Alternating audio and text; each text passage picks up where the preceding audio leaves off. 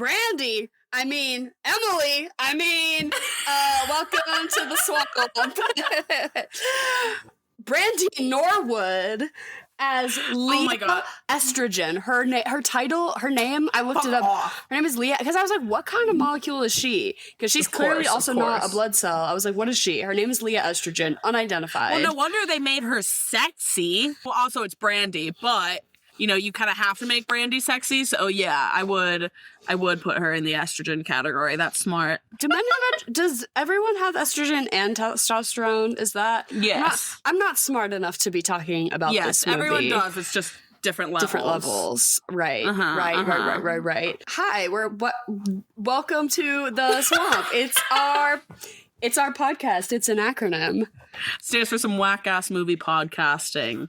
And Happy New Year. Happy 2026. Yeah. Thank you for putting up with us while we're on our little holiday hiatus, but we're back at it. And this month, to kick off the new year, we're going to get educational up in this bitch, and I have to shout out at the top of the episode Ezra, listener Ezra, who a long time ago, like several months ago, commented in and suggested we do books we read in school to movie adaptations, and then we're going to take that and we're going to sort of extend it, because we watched a lot of movies in school over the years. Yes. I don't know if that was unique to our high school experience, that we watched like a lot of movies. Like, yeah, yes, absolutely. It felt very. I think obviously it's very dependent on who you had as a teacher, because some teachers were better at it than others. But at the top of the episode, I want to shout out Miss Belial really quick.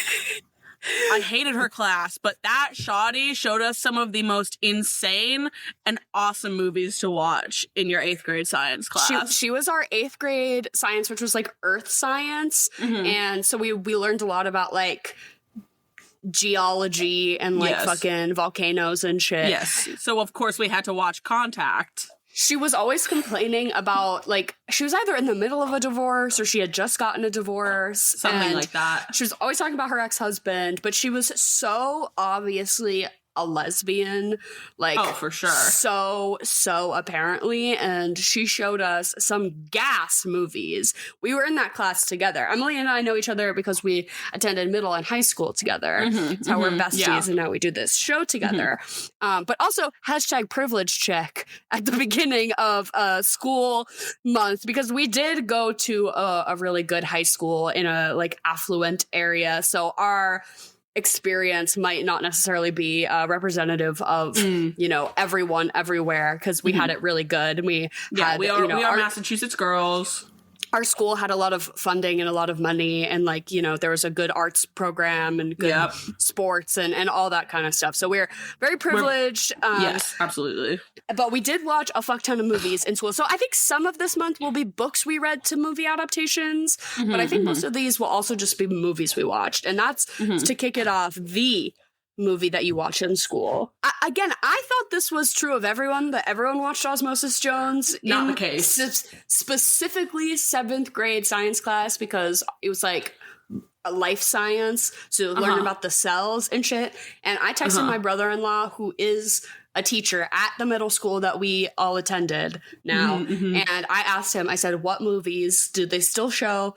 Like, what do you show the kids in your class? And what do they still show, like, across other departments? Just because I was curious. And the first thing he said was, obviously 7th grade science, they still show Osmosis Jones. And I was like, hell fucking yeah. Yeah. Locked and loaded. I would like to say, though, that watching this as an adult is a very different experience. This movie's low-key not educational. It's kind of like wrong a lot of the time. It's miseducational. It felt very hit and miss, kind of. But yeah, I remember being shown this movie and being obviously gagged for several hundred reasons. This movie's shocking. Watching this movie as an adult was so depressing. To watch Bill Murray abuse his child. Not abuse. Abuse is a strong word. Borderline, though, but like abusive. Neglect for sure. That is the word I was looking for. Neglectful father, bum, Bill Murray. So the plot, if you don't know Osmosis Jones, this movie's crazy as hell. It's basically a sort of Who Framed Roger Rabbit style movie that's half animated, half live action. And it's about our main character, Frank, who's Bill Murray. And then we go inside his body. There's also an episode of Magic School Bus that was exactly like this, right? Yes. Where the Magic School Bus went inside Arthur, and they basically go all up inside. Magic School Bus was actually definitely more educational and more accurate, because they actually were like looking at the parts of his body. This movie, when you go inside Frank, it's like a retro futurism city with like pimp cars and nightclubs and and mafia members. Our protagonist is Osmosis Jones, who looks like he's blue. He looks like he's made of water, and his name is Osmosis, but he's a white blood cell who's also a cop. So it's like a buddy cop movie that takes place inside Bill Murray, because he is getting sick, and then he's like really unhygienic and he's nasty.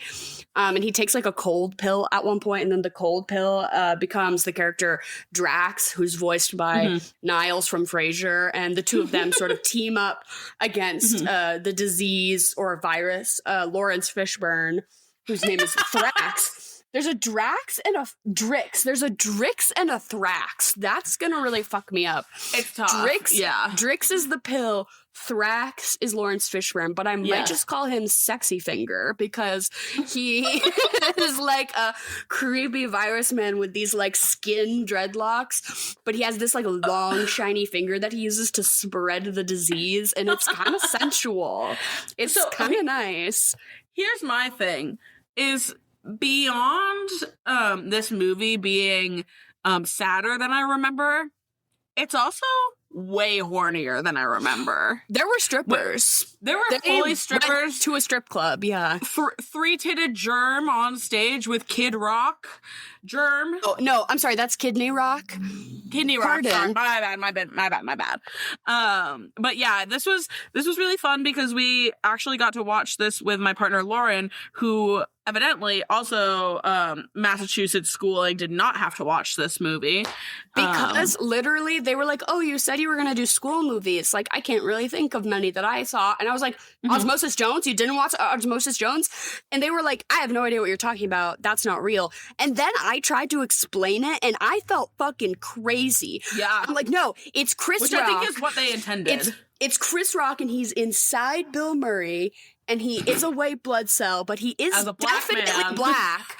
But like, so I was trying to get that We'll get into that, because there's a lot to talk about there. And it was not computing, so I was like, honestly, we have to just sit down and watch it. And exactly, and we did. We did a little nice double feature, this, and then we watched Avatar 2. Yes, we're trying to get her backed up to where we are at now. Caught up, because we both saw the third one over our little holiday break. Gas. James Cameron did end up being my top director of the year on Letterboxd. I never got that statistic. God only knows what email I used on my Letterboxd. Yeah, I know you have about 600. James Cameron too, because we did James Cameron month. Of course. Him and Tom Hanks were my boys for my so most funny. watched. Even after watching Way of Water again last night, I still stand by my ranking, is that, unfortunately, I think Way of Water was my least favorite, and then Avatar, and then Fire and Ash. Fire and Ash was the best one? Yes. I thought that was fantastic. I need to see it again, because I caught it in 3D, IMAX 3D, and it was crazy. Yeah. And I'm like, I need to experience that again before it leaves the theater. See, I've never done something like that. I think the last time I saw something in 3D was Wicked last year, because I accidentally bought 3D. I accidentally bought 3D, and I said, well, I guess we're going to stick with this. Were the glasses like huge? Not bigger than like the average. They were like probably the size of, my regular glasses that I'm wearing right now. See, these, like when people get like cataract surgery and they get the glasses that are huge. Does it do that the full like go around? Like kind of shaped like that, but not really. But the 3D glasses I received at the theater were fucking massive. I wore them over my glasses. The Oakleys that they make for the Na'vi special? Yes, the Na'vi Oakleys. Oh my God, as the 3D glasses. But I wear huge glasses and they covered my full glasses. So I didn't feel, because usually as a double glasses situation, situation. Girl, that's ski goggles. They were more like goggles, honestly, because usually that's my gripe, is that I don't like a double glasses scenario, but it was very comfortable. So I would recommend, if that's your qualm with 3D, I would definitely still suggest it. And it didn't give me any like headaches or anything, but I don't know if I'm the type of person who usually gets like motion sick or anything like that. I don't really think that bothers me. Yeah, I didn't see it in 3D. I saw it in like laser or something like that. And you could definitely tell, like, there's a couple of frames for sure that or scenes really where you can really see the motion thing and like be like, oh, this is intended for 3D, especially when they start the movie on their dragon guys. The Ikran. So I'm really excited to get, if anything, I felt made it harder to jump in because I was like, I'm gonna throw up. But we surpassed $1 billion. We did it, baby. I loved it. Yeah, I need to see it again. What I did not love, I guess we'll do, before we talk too much about Osmosis Jones, we can do what we saw over Christmas. Corner. Marty Supreme, kind of mid. I don't think I disliked it as much as you seem to dislike it, because I feel find like it maybe really offensive. I have a tolerance for like more bro-y stuff than you do, maybe. Probably, yes. I just found it offensive because I really, really wanted to see it. And I had really high expectations. And, you know, I understand it's all about sort of a man getting in his own way and everything like that, but I just like, oh, this is the last, like mediocre man media is the last thing that I want to be exposed to right now. That is like so far down on my list of interesting movies. And don't get me wrong, Uncut Gems, I do not consider that an uninteresting movie. I thought that movie was brilliant and so fun. And I think, I don't know, man, I think that the Safdie brothers breakup is so evident here because I was fucking bored. This thing repeats itself at least 3 times, and then we get to this sort of like, oh, I climbed Everest ending. But I don't understand why you had to climb Everest. To prove it to yourself? Fuck off. Like, I don't care. Anyways, I could go on for hours. I want to apologize because I've already seen some people's reviews that listen to this. I'm sorry, guys. It's not for me. Some homies. It's just not for me, and I understand it's not for me, and that's okay. I'll say I think I fall a little bit more on the middle, neutral. I agree. I was more disappointed. I think they burnt out a lot of the good shit in the trailer. Like a lot of the moments that were so hype were shit I already had seen.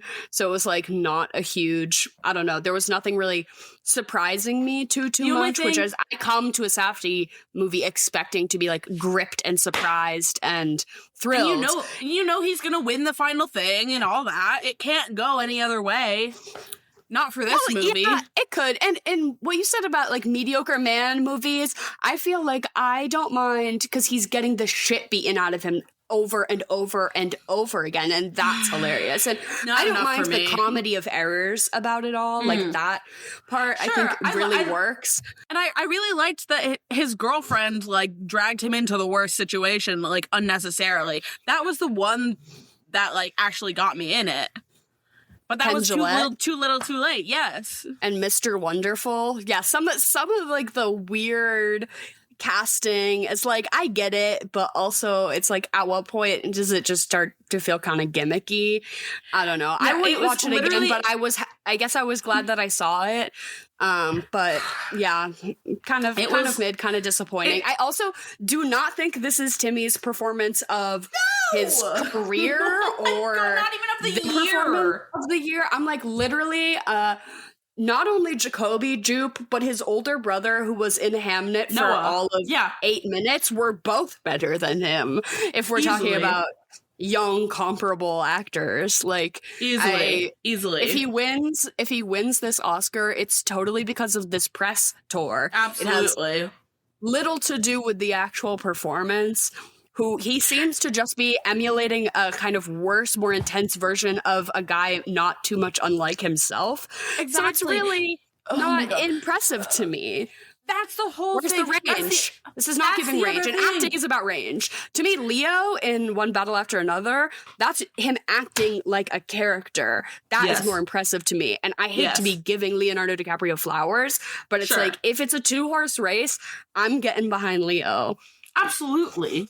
This was like, that's my other gripe with this, is that I think obviously, and I wrote this in my review, there is an art to being a casting director and casting a movie, but I don't feel like anyone has... There's a new Oscar this year. Best casting? Yes, new category this year. Best casting. This will win. I'm sure this will win because no one had to actually work to get into character because they all played their fucking selves. Don't get me wrong. I was jazzed when Tyler, the Creator, showed up. All he did was show up. He read his lines, he played himself, and that was it. It's the same thing with Timmy. It's literally the same thing with Gwyneth Paltrow, who is actually playing herself, doing this movie, coming back after like 10 fucking years. This is the first thing she's done. Actually. They just casted a businessman to play a businessman. Like, I find it so unimpressive. Oh my God. Like, and that's the thing about Timmy. I'm like, if you actually inspired me with this movie, that would be one thing. They're marketing it as inspiring, and it's not. I left so uninspired. Yes, and it's like, if you're man, let's assume that this would mostly be a young white man who comes out of that movie feeling inspired. Like, you should not have felt inspired. You should not be. Marty Mauser is not a redeemable character. At the end, when he's crying because he's having the baby, that's not him having a redemption. That's him, like, having an emotional breakdown. Gone. My dream is gone. That is it. Right. I am a father now. I don't even believe that character. I'm like, and the fact that anyone would believe that he's gonna stay with her and raise that kid is also, that is not in the cards either. Yeah, like, Fran Drescher is gonna raise that baby. This is just one of those movies that, like, it pisses me off too. I feel like the same way about, I don't know, maybe Saltburn or something. I don't remember the last time that I had like a movie that everyone really loved and I really fucking did not. Like, I don't know, man. I think that the most interesting thing here was that they had the potential to say more with the fact that he was Jewish and that his competition was a civilian that was injured in the United States bombing campaigns on Japan, which, don't get me wrong, Japan did some really fucked up shit during World War II, but that doesn't mean civilians had to pay for it. That doesn't mean anyone should be dropping atomic bombs on anyone else.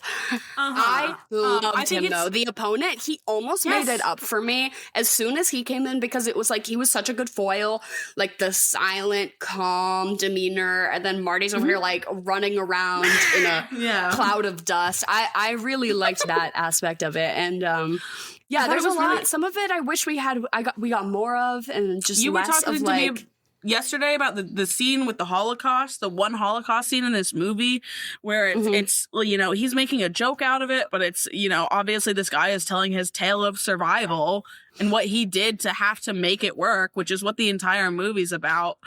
I don't know. It feels like it was a real shotgun blast at a lot of things, and it probably hit all of them, but not in a way that felt meaningful to me. Another movie that's getting a lot of mixed reviews that I definitely fall on the mid to bad side of is the new Knives Out. Oh yeah, it was very mid. It was one of those ones that I was like, this is laughably bad. I thought it was terrible. I was like, we can stop. I'm like, actually, all this talk of like, Rian Johnson, never stop making these. These are so great. I'm like, actually, let's all school it with that rhetoric, because maybe he should do something else, because these are getting really tired. Bro, what? Like, don't get me wrong. I love Daniel Craig and I love Josh O'Connor. So I think that that's the thing that dragged me along for this, because I still enjoyed their performances, even though I do find Josh O'Connor's character pretty very corny, even though there's some really sweet and tender moments. The rest of the cast is horrific. Mila Kunis should have her knees broken for what she turned in there. Oh, and Jeremy Renner, like, why is he here?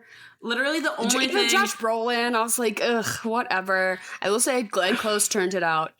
But Glenn Close, she showed up for us, and she did make up for some of it. But they're underutilizing Glenn Close the entire movie, and it's fucking Glenn Close. So in my head, I'm like, well, it's obvious. It's obvious.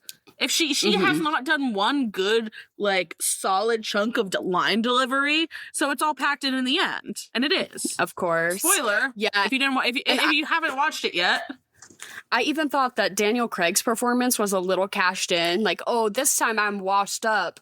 Oh, this time it's like, I can't crack the case. Like, I was like, whatever. It's just like, bad writing. It's just bad writing. The only thing that I really enjoyed was the one, like, Phantom of the Opera joke they made. And that made me laugh out loud.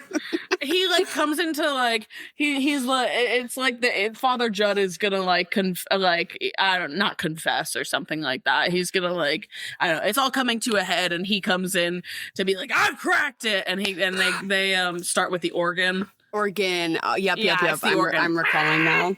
Yeah. Yeah, it was very corny. It was unbelievably corny, I'll say.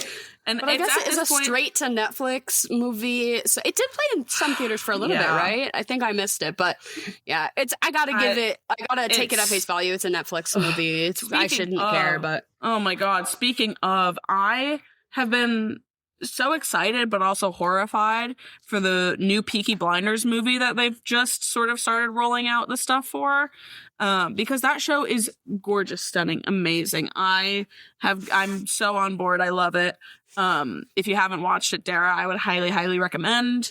I've seen the pilot. I've watched the first episode. I should get back to it because I even though he's not a great guy in real life, I cannot say no to some Tom Hardy. I just watched Batman 3, Christopher Nolan Batman, Dark Knight Rises. Oh my god, him as Bane, beefed out, had me feeling a type of way. I'm sure. I still haven't seen that one, so maybe I'll have to. Crazy. But yeah. No, he does some of his most insane character acting in this one. I would also recommend Bronson if you want to watch him be fucking nuts.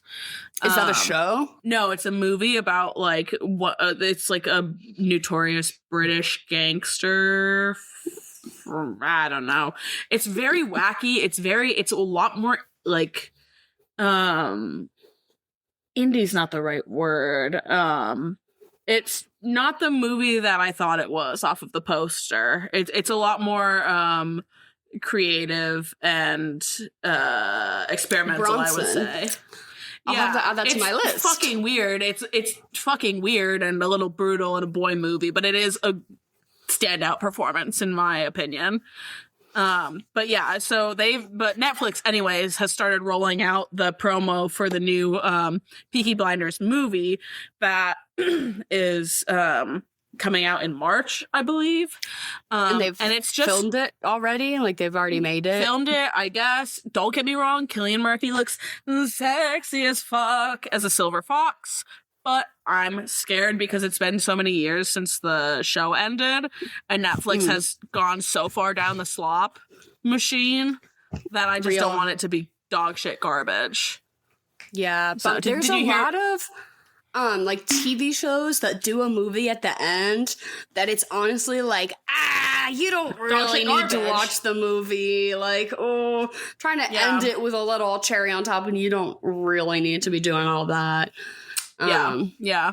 And that's that shit like Sex and the City 2. They pushed it. They pushed it into the first one, and it was fine. And then they pushed it into the second one, and they got racist. Oh, no. It's a whole thing. Don't. But, yeah, I don't know. That's been my... I don't know, the last couple of weeks in my film universe. Except shout out Fiddler on the Roof. I'm really hoping that we get to this month. Which is a movie that we watched in school. You didn't watch it in school, but I did. So this is me coming from there's I might sound insane when I say this because I could just be in one tiny corner of the internet, but there's this viral-ish TikTok sound of I think her name is Sarah Vosk doing this performance as Fruma Sarah, and it has just it gripped me, and then I had to know what Fiddler on the Roof was. And then I watched it, and John Williams' name came across the screen, and I said, oh my God, I'm in for a treat, because I don't know anything about this movie. I just knew it as a Jewish film, and I knew, If I Was a Rich Man, and that was it. And I had my fucking socks blown off. I'm not joking. This is what people think that Wicked was. Just stunning. Beautiful. Yeah, the way the decline of the movie musical over time, like the degradation of the art of a musical. I also feel like Fiddler on the Roof is one of those ones that people who are like, I don't really like musicals, I'm not a musical person. I'm like, everyone can get behind. But everyone can rock with Fiddler on the Roof. Because it is more about history and family, and it's more just an actual compelling story that also just happens to be set to music, which is should be the real intention of any musical, but is often not. It's just I think it's because I came off of a Sound of Music watch the week before because it was Christmas, and so I got right back into another 1972 musical. That's 3 hours long, full intermission. Just oh my God, man. I swear to God, the last movie musical that was done well was Hairspray. Mamma Mia. Hairspray was before Mamma Mia, and then either way, 2008 for Mamma Mia for sure. I could be off about Hairspray though. It's one of the two. Those are where it ends. But it's been nearly 2 decades since there's been a good movie musical. Someone's got to fucking do it. Someone needs to commit. We're gonna wait 3 more decades until Richard Linklater puts out Merrily We Roll Along. We need something in the meantime. Yeah, you saw that in theaters, didn't you? Did we talk about this? I saw the theater version of the stage production, and I just didn't like the story. I was like, this is nothing on Jonathan Groff. Maybe a little bit, but I'm like, nothing on these performances or this whole thing. It's just not for me. Yeah. We're here to do Chocolate or Vanilla, Jen's interim podcast segment where we all talk about the kind of foods we like to eat. Which is, I wish I had a food one. But another day. Yeah. Is there a theme this week?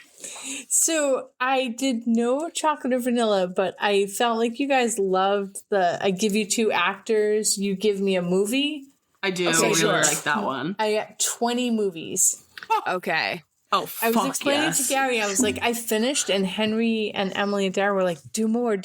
So I was like, I want to do this one. Hell yeah, this is going to be really fun for me. I'm going to keep score, and we're going to see who does the best. Okay. Hell yeah. So I will give you 2 actors, and then you tell me what movie. Okay. So chocolate or vanilla? Chocolate. Vanilla. Yeah, so listen, I'm going to go vanilla. We have this thing. I got to level with you. We do the birthday, you have to do the next person's birthday. And there were little vanilla cupcakes and a chocolate cream pie. And I was like... You chose in real time. You chose the vanilla. Yeah. And at work, I choose the vanilla cupcakes. Chocolate, vanilla, or strawberry? Chocolate. Vanilla. Yeah, I'm going to go vanilla again. Those vanilla cupcakes did it for me. Fair enough. Happy birthday, Anna. All right. First one, Arden Cho and Mei Hong. I don't know who those are. All right. No points given. K-pop Demon Hunters. I never watched What are their names? Arden Cho, Mei Hong. Okay, so Arden Cho is Rumi and Mira. Sure. Yeah. All right. Nil. Okay. So good. By the way, so good. Okay. Next one, Robert Redford and Paul Newman.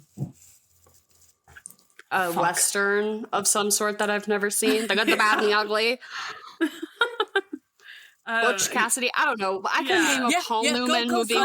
Butch Cassidy and the Sundance Kid. I'm going to give it to Emily. She finished it. That's Darrow's. Okay.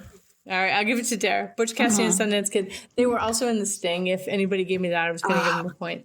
I've never seen that movie. Really? You're really testing our older movie knowledge? I saw this terrifying fact on Twitter, so maybe not true, but somebody said that right now the oldest movie that is available for streaming on Netflix is from the mid-'80s. Oh, no. It's going to get to a point, right, where we're just going to phase stuff out and it will just be lost media, but it's like not even from that long ago. Crazy shit. So I'm like, I gotta get on my Turner Classic Movies shit. We gotta save that stuff. I know. Get some DVDs.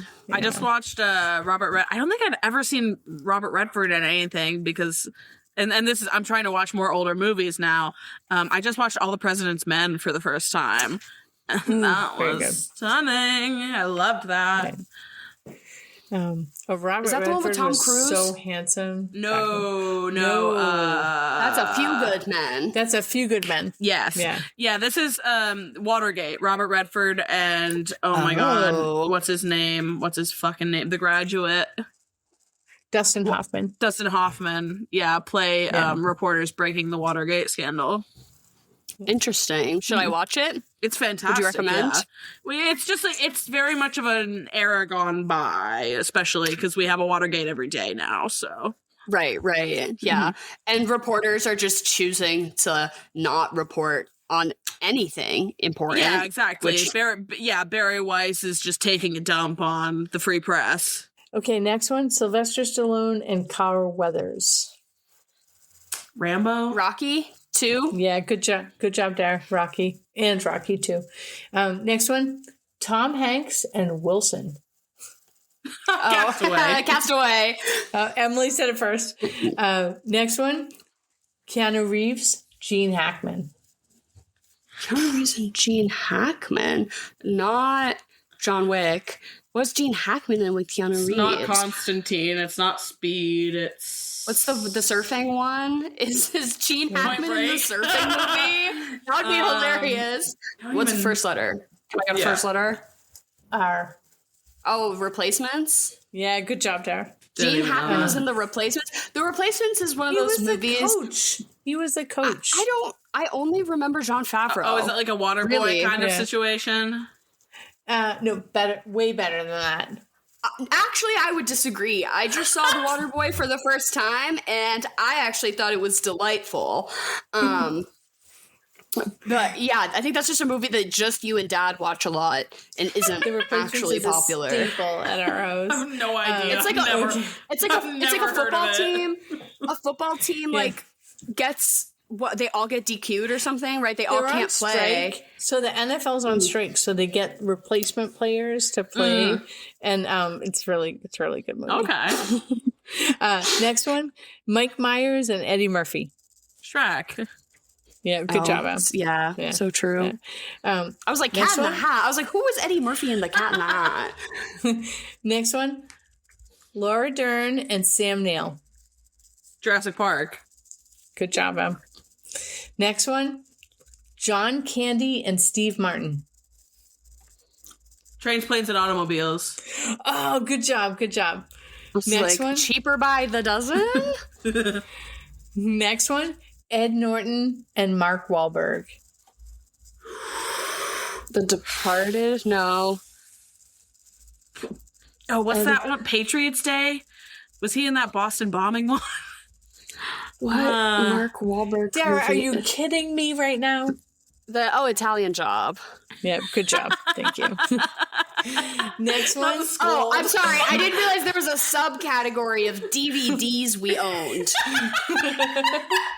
Next one. A DVD we don't own. Seth Rogen and James Franco. Pineapple Express. Oh my God, the dictator. Shit. Next one. There's so many of those. Yeah, there's so many. There's so many. I know, right? Next one. Meg Ryan, Billy Crystal.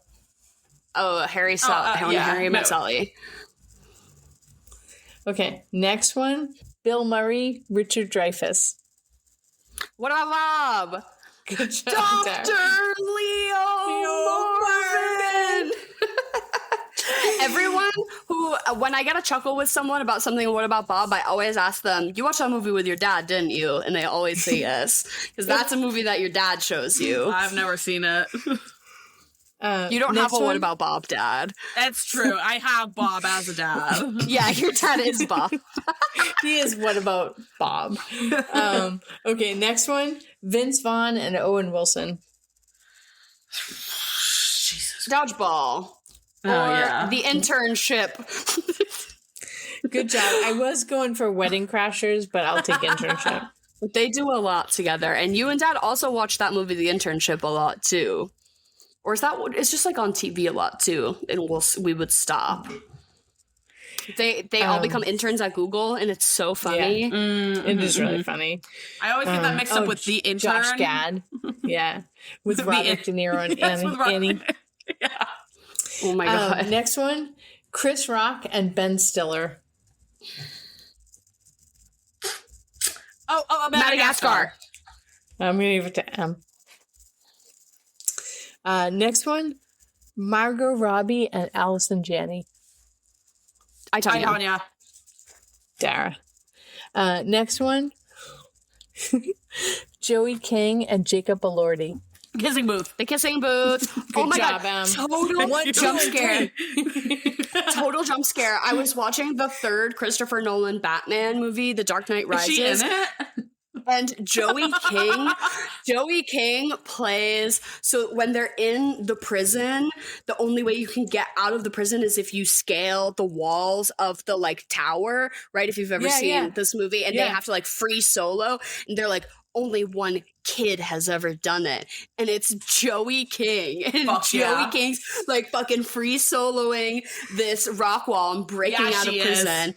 And then the older version of her is Marion Cotillard, which I thought was an actually pretty good casting. That is not bad. That is a crossover too. The Green Arrow has that like in it in the WB universe. Yeah, like a breakout scene. They have Joey King as well.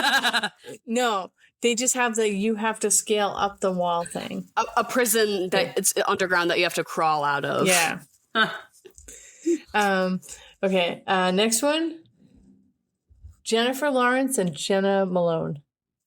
Hunger Games, Catching Fire. Good job, Em. Yeah. Next one, Jim Carrey and Ed Harris. The Mask? Oh, no. Fuck. Shit. Oh, my God. I know it. Liar. Like, no, what? I know it. No, I know it. Fuck. Oh, my God. I'm so blank. The Truman Show. Oh, the Truman Show. I was going to start describing it, but I didn't want to. That's crazy. That didn't even register to me when I was like Rolodexing through the canon of Jim Carrey. Like, I'm like, Jim Carrey. I don't even think of the Truman Show because it's so different. He's got like 3 serious ish ones, you know? Yeah. Eternal Sunshine. It's like, Second to the last one. Get 2 left. Oh, 1, 2, 3, 4. Yeah, count us up. Can I make a comeback? Dara's got 9.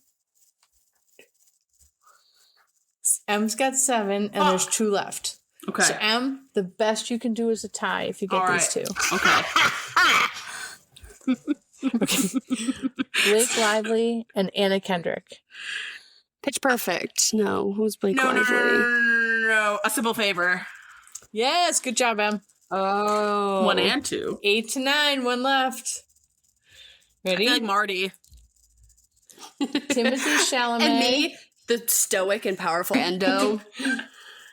Timothy Chalamet and Hugh Grant. Wonka. Yeah, good job. Dara wins. Dara wins 10 to 8. That was a good game. Yeah, and I'll take Hugh Grant's humiliation ritual for 100, please. Googling, does Hugh Grant have a serious debt or like gambling problem? What's going on here? I'm like, if you're gonna do it, at least lean into it the way Bruno Mars has, you know? Being in debt, it's kind of really making that work for him.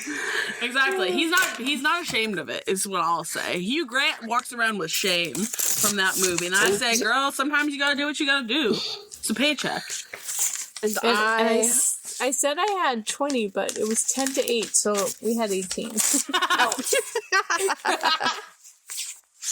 no. There was 2 that we couldn't. There was a couple that we couldn't we didn't answer. know. Oh, that's true. Yeah. Gotcha. You're not. Yeah. You got it. I'm good. Thanks for switching it up this week, Jen. Giving us a little game to participate in, testing our IMDb knowledge. And we love you, and we will see you next week. God, I love you guys so much. Have an awesome night. Bye. Love you again. Bye. So this movie is nasty. This movie's a bodily fluid, like, trigger warning. If you do not like puke, blood, pus, like any of that stuff, it's very graphic. I think it will make sense if you want to get a little lore drop about Osmosis Jones for a second. It really clicks everything into place when you learn that this was originally unrated, but intended maybe for adults, and it was the original draft was a PG-13. Like SpongeBob. Got like a PG-13 rating because there was there was some mild swearing and more crude body humor and jokes. And then Warner Brothers wanted to pivot for it to be more of a family movie, and so they cut everything that made it PG-13 and they landed on a soft PG. But the reason it feels so disjointed is because this movie was conceptualized and then they got studio and directors and people to make the animated portion of the movie, which they did to completion. And then they were like, all right, now we got to do the live action part. So what do we do? And so then they got different directors and a whole different other team of people. So this is essentially two different movies that just got cut together pretty much. Good Lord. There are the credited directors are the directors who did the live action stuff, because they're the Farley brothers, who you probably know. They did Shallow Hal that we covered, but also Dumb and Dumber and Something to Do which About I covered. Mary. Thank you. And oh my god, yeah. What's with Joey and the Farley brothers? That's something we gotta crack we into. should get him on here. But notably, one of the Farley brothers is the one who made the Oscar-winning film Green Book. Isn't that fucking crazy? No wonder this is also kind of bad. Yeah, so they made the Bill Murray portion, which is the bad part, pretty much, of this movie. The bad part. Like, the animated part is so fucking good, dude. Like, I could not imagine how fun it must have been to be an animator working on this project. Like, oh my, just the sheer creative ability that you have on this is amazing. But yeah, the sad part and the bad part is Bill.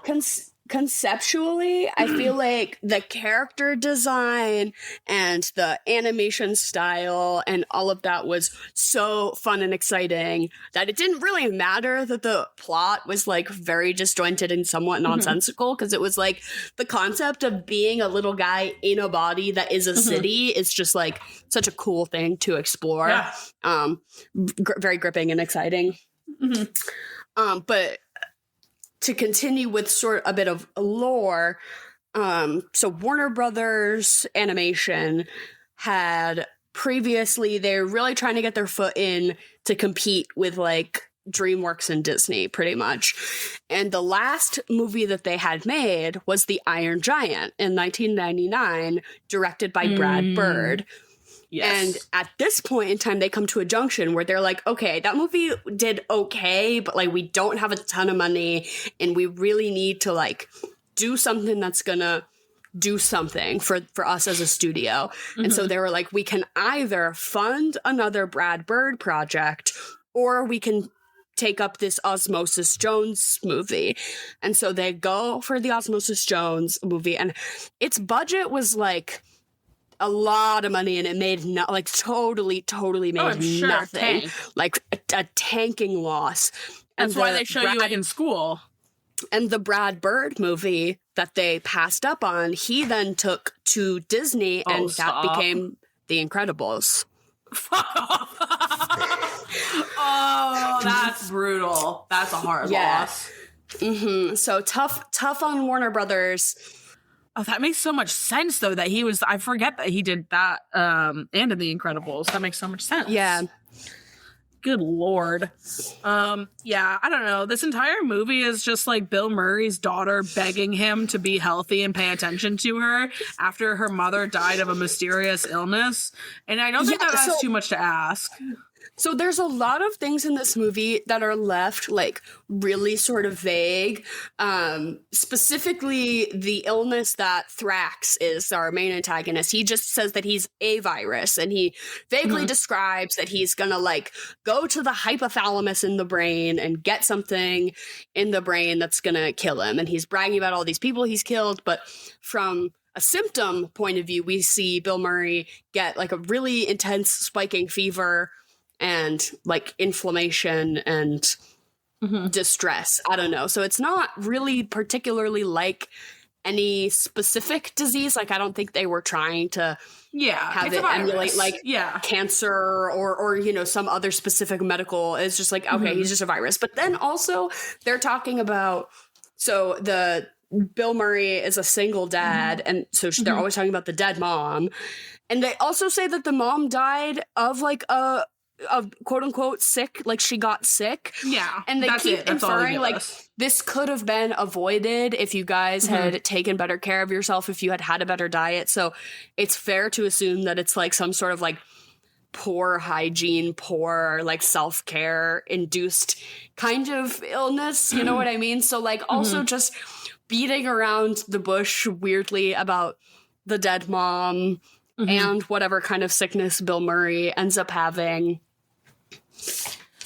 And even how the sickness works, really. But they do make some good allegories as far as this being like a movie shown in school. I think it's a fun way to get kids like excited about life science and cells and whatever. Like, but for what it gets wrong, I'd say it gets about an equal amount right. Like, I really liked like just the way that he's a white blood cell, so he's fighting the bad stuff. Like that is what white blood cells do in the body. And at one point they like need information, so they go to the vaccine, right? And the vaccine is the one who snitches and tells them how to get the virus, because that's what a vaccine does. It informs the body on how to fight the virus, like stuff like that. Then I'm like, okay, that was well thought out and well paced. But then it's like we're at the club that's on the zit on Bill Murray's forehead, and we're gonna throw a grenade, and it's gonna smoke bomb everyone. Like,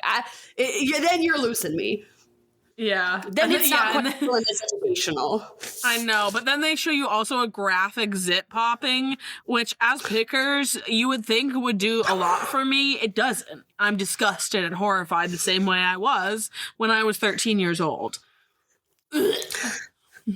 Yeah, so nasty. But, like, the concept of a zit being so, like, ready to pop and postulating that it does it. I mean, obviously in the context of the story, like that, you know. But yeah, that's the but scary in thing. real life, I feel like I've clocked when you see a zit like that, and you're like, that could just fall off at any moment, any second. Yes, girl, insane. Something, anything. Yeah. We see very nastily, we see Bill Murray eat an oyster at a science fair that's a part of a child's science fair project, and he eats the oyster and then he throws up all over Molly Shannon, and then she gets a restraining order on him, which is a little intense. Like, I'd be big mad as well, but a restraining order. But then he goes to apologize and he has this nasty zit and it pops by itself and the pus lands on her lip. Oh, and it's just like the most specifically nasty shit. And that's such like gross out humor. Yes. Well, I think this would have been perfect for a 14-year-old boy. They should have absolutely kept this what it was. So despite the financial losses and overall critical failure of this movie, it did get a TV spinoff called Ozzy and Drix. What? It was 2 seasons that it ran, and it was an animated kids show, and it was called Ozzy and Drix, and it was... Was it still voiced by Chris Rock? Absolutely not. Both of them got replaced by other voice actors, and it was about how... the pill, Drix, and Osmosis Jones get sucked into a mosquito, and then the mosquito flies and transfers them into the body of a teenage boy. And so then it's about them, like, because they're like, obviously it can't be Bill Murray. We can't have Bill Murray in this TV show.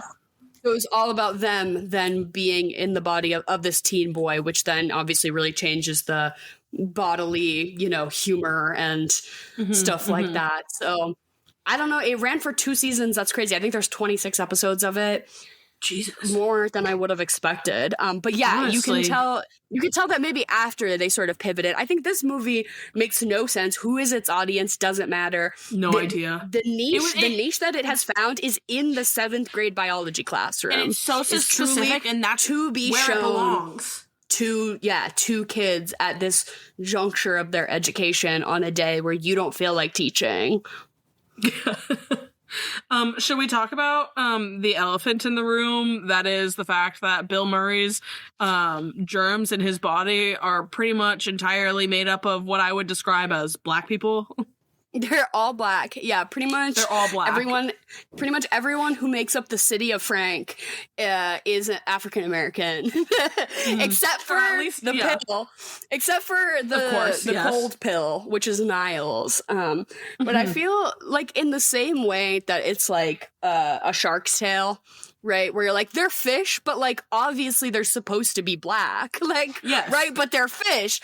In this way that Chris Rock is really just bringing himself to this character. Yes. And I think it's hilarious. I think it really works. At times it does tell a line of like, there's a mob boss and there's all these gangsters and they're like in do-rags. So it's like the germs and the mucus are like wearing the mucus mob. Mucus do-rags, which is like, okay, a little questionable, but it is 2001. The part of this that also has not really aged well is the soundtrack. You brought up Kid Me Rock. God. So they're in just the tip of the ice. That's not even close to the worst part. Yeah, so they're in the club, and what looks like Kid Rock, and then what we find through a Google search is Kid Rock is performing at this club, and he's performing a song called "Cool Daddy Cool." And there's a lyric in this song that I believe may be edited out in current streaming versions of the movie. But at the time of release, the song "Cool Daddy Cool" from the movie Osmosis Jones had the line, "Young ladies, I like 'em underage. Some say that's statutory, but I say it's mandatory." And Kid Rock said that in a kid's movie. Isn't that crazy? Sense. It makes sense that R. Kelly is also on the set list, though. Yeah, so that's where it gets even worse, is the final song, the like credit song of the movie, and if you look, production credits, along with Beyonce and a lot of other really famous people for like the whole like soundtrack, the general soundtrack produced by R. Kelly. So really unchill at all, and it's definitely a relic of 2001. That's for fucking sure. If you don't know, Kid Rock has pretty much been adopted like by the alt-right, and is a big Trumpy, but now like really aggressive alt-right people use Kid Rock like as their fucking, I don't know, diva of choice, I guess. And R. Kelly's a rapist who likes to pee on little girls. So that's where we're at with that. Chris Rock also, every time he speaks, I'm just like, keep my wife's name out your fucking mouth. Like, I can't stop myself. I want Osmosis Jones. Chris Rock as Osmosis Jones versus Will Smith as the fish from Shark Tale. And then they fight. And then those two have slaps the shit out of him. I mean, the fish from Shark Tale, much like real life, would obviously just crush Chris Rock / Osmosis Jones. Osmosis Jones is tiny. He's a microscopic little guy. You can just... and he's gone. Exactly. There he goes. On that sort of topic, though, I did want to pose you a question, because there's a whole thing in this movie where, obviously it's a city inside of Frank, and it's they have a whole corrupt mayor. Election. There's a whole election sort of thing, and I want to know is that if you were a germ, who would you like to be mayor of? Or vice versa. Who would you want to be mayor of you? Not if I was a germ. If I was a human that had a bunch of tiny people living in my body. Yeah, who would you want to be your little germ mayor? Or if you were a germ, whose body would you want to be mayor of? Okay. Vice versa. Either or. Whatever works for you. Inside my body, it is not a city. It is Game of Thrones up in here, bitch. It is feudal. It is rugged. That is very true for you. Not advanced. We're still like doing trench warfare in my body. Yeah, there's serfs and stuff.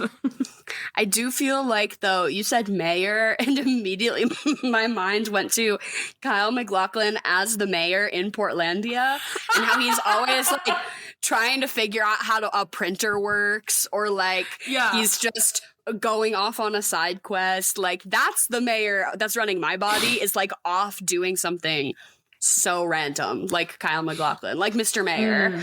And then who would I want to control? I am not good with like leadership or like, I don't know, like managing people. So I don't think I'd want to be the mayor. Like I would have to be the mayor of someone really sick. Like, like the thing about this movie that sort of gripped me this time as an adult is like Bill Murray is like unforgivably a terrible father. And the whole time the kind of sexy Lawrence Fishburne virus is like going through him, and you're like low-key kind of hoping that Bill Murray dies. You're like, I hope he gives like, because the way Bill Murray gets this, he dies on the table. He is legally Bill Murray legally dead for several minutes before that false eyelash. Rides a tear back down into his body. But yeah, he gets the disease from he's putting mayonnaise on an egg, and he works at the zoo, and then the monkey at the zoo snatches the egg, and then he wrestles the monkey through the bars, and then he snatches the egg back, and then he eats the egg, and I'm like, you do deserve to die. Of a disease. I wouldn't be mad about it, and I wouldn't be mad about it. Patient zero for COVID. If COVID had been voiced by Lawrence Fishburne, this would have been entirely different situation. Yes, exactly. I do want to say that I feel like my body, I'm trying to think who, you never watched Veep, but for anyone that watched Veep around here, I feel like Dan runs my body. It's doing okay, but sometimes weird things happen and it just shuts down.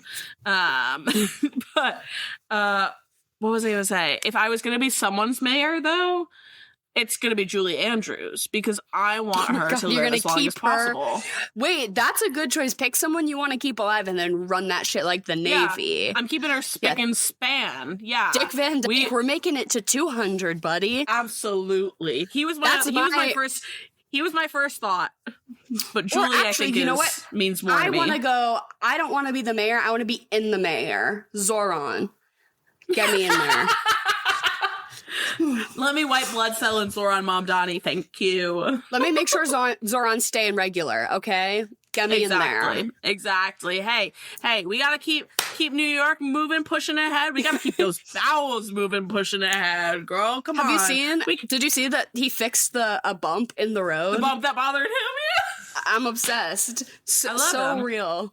It really hurts to see other exercising people live, his governmental power. Like, good, living the dream. It really is that easy. You can fix things if you just do it yourself.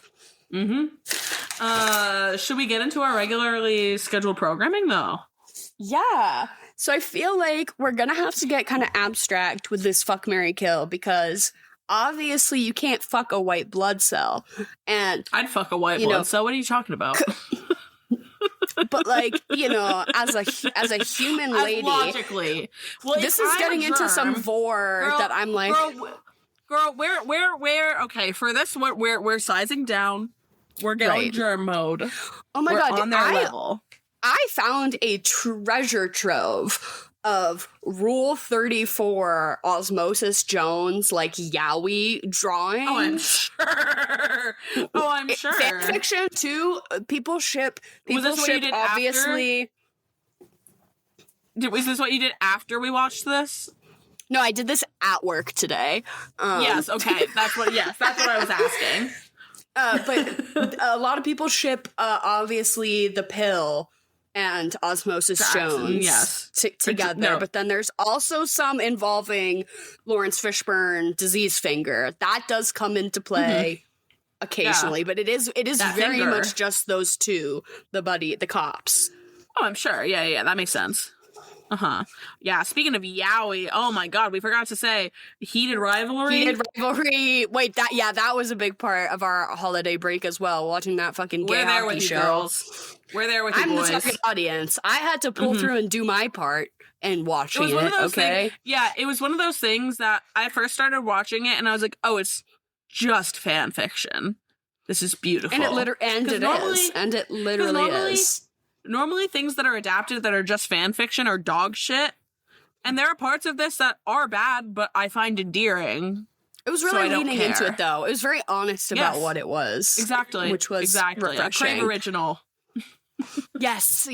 I love a Canadian production. But yeah, fuck, marry, kill on these germs. I guess it's those top 3 that you just mentioned. Yeah, because it's like Bill Murray is an absolute kill. There's no need to involve him or his near orphan daughter at all. Yeah, really.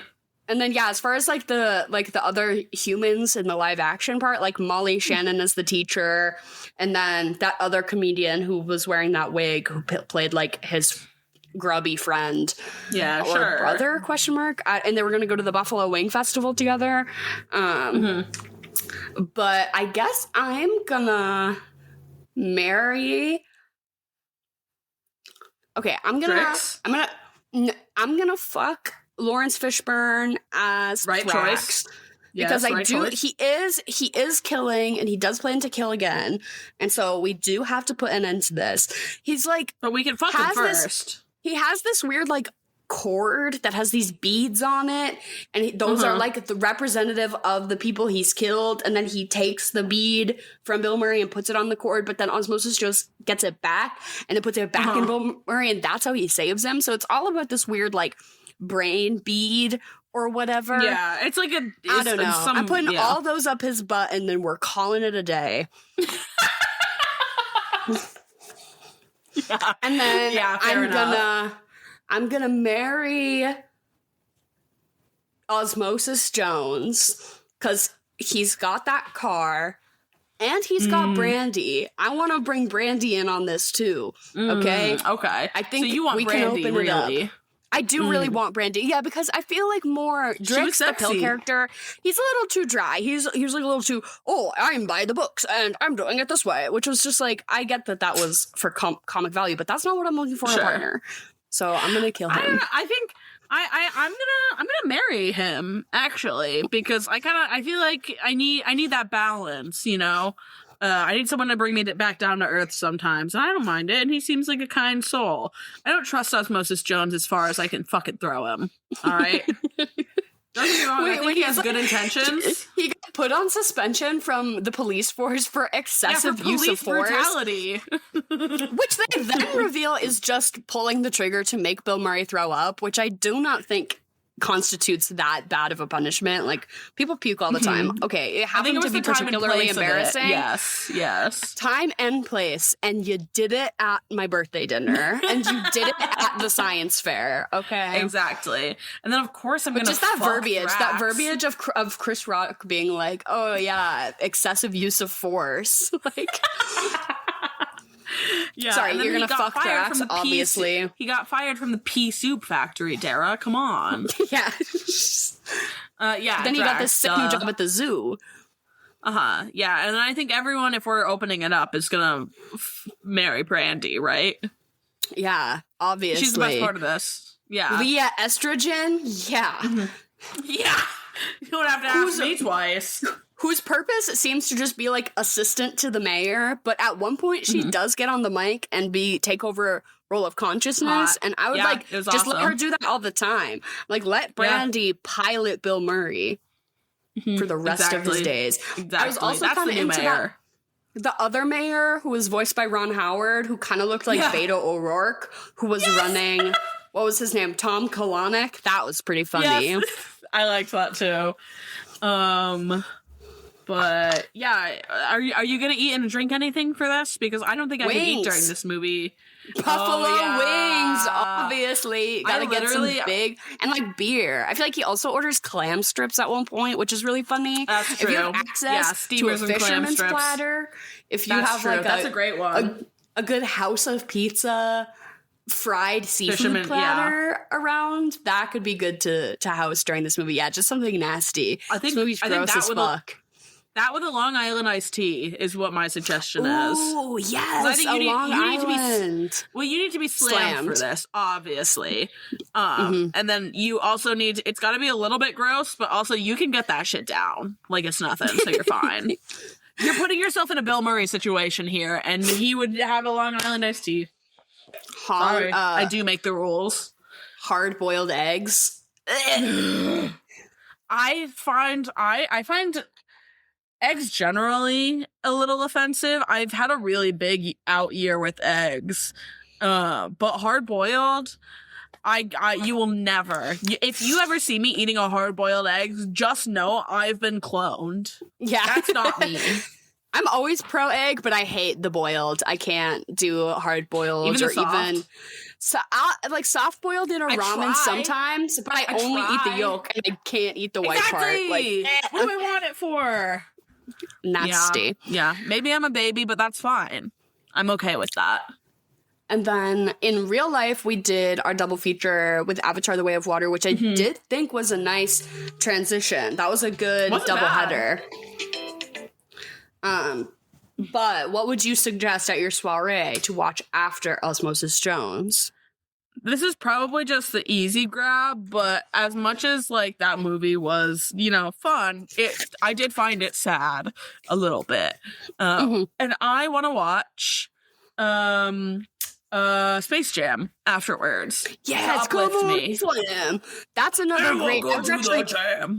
I was brainstorming other good mixture of live action and animated movies, because obviously Who Framed Roger Rabbit is like the GOAT, but then there's a lot of like kind of sleeper other ones. I feel like fall into that category. That was one of my suggestions. Who Framed Roger Rabbit would be another good one after this. Obviously I said Shark Tale, like that kind of feels spiritually similar to me. Also, if you want to do the Warner Brothers, what we could have missed, you could watch The Incredibles after.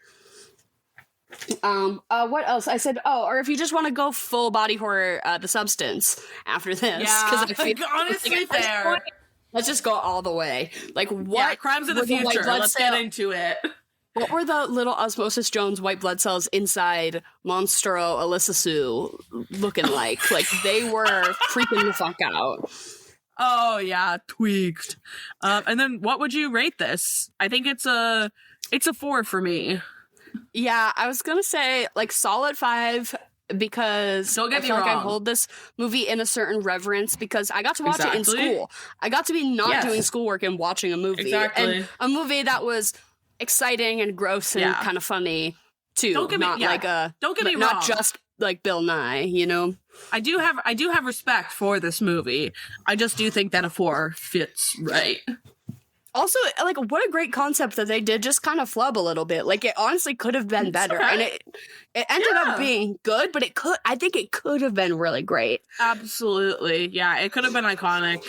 But, we only have enough room in this world for so many iconic human animation, human puppet, human whatever. I don't know. Crossovers. Yeah. And thank you all for listening and for being here. We appreciate it. Let us know what book versions of movies you had to watch in school, or like other traumatizing movies you had to watch in school.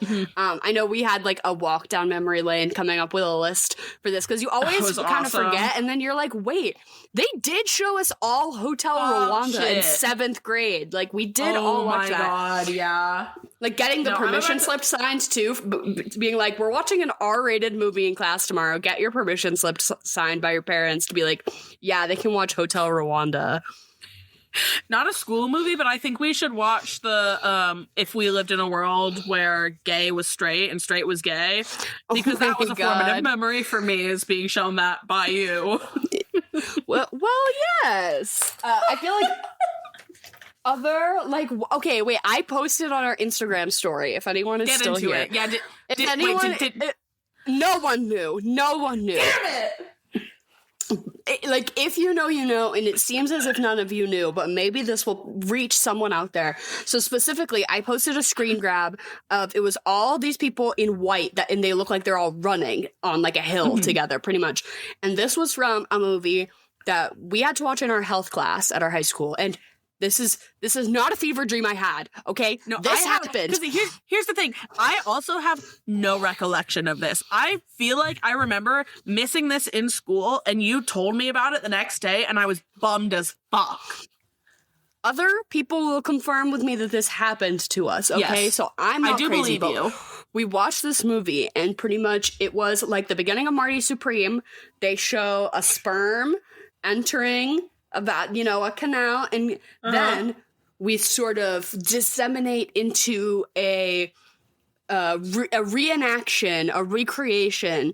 And the movie is called The Great Sperm Race, and it was like thousands and thousands of people all dressed in white, like running through the mountains, and it was this metaphorical journey that the sperm take to meet the egg. And then they're like climbing up a tower at one point, and they're like beating the shit out of each other, and they're fighting and they're climbing, and then eventually it's like, they'll like get to the egg, who can fertilize it, who can stick, it's a whole thing.